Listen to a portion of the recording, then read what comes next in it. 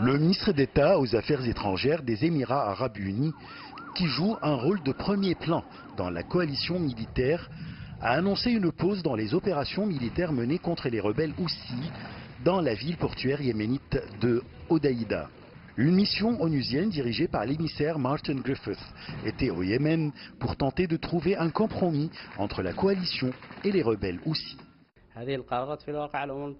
La mission de l'ONU consiste à trouver un compromis entre la coalition et les Houthis en vue d'arrêter la guerre à Hodeïda.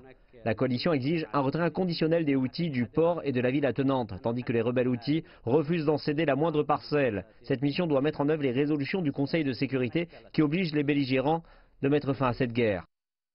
L'attaque menée par la coalition contre les rebelles Houthis dans la ville de Hodeïda met en danger la vie des centaines de milliers d'enfants qui y vivent.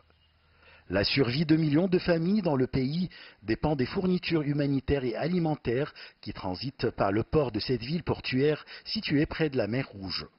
Depuis le début de l'attaque contre Hodeïda, en juin dernier, plus de 5000 familles ont été forcées de fuir leur domicile pour échapper aux bombardements et aux frappes aériennes.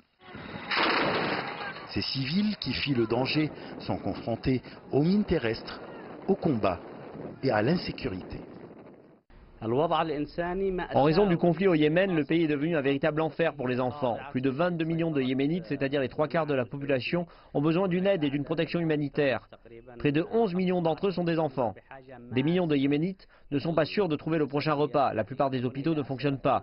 Dans la ville de Hodeïda, près de 25% des enfants souffrent de malnutrition aiguë.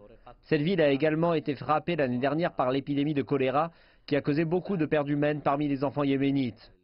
Avec l'aide déterminante de la coalition militaire dirigée par l'Arabie saoudite, les forces loyales au président yéménite Abdrabbuh Mansour Hadi tentent de reprendre le port de Hodeïda sur la mer Rouge.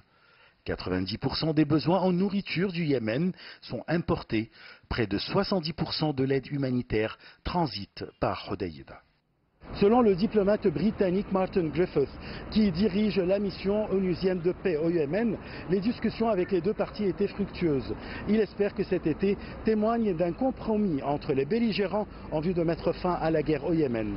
Achraf Massoud, pour CGT1 français, l'Égypte.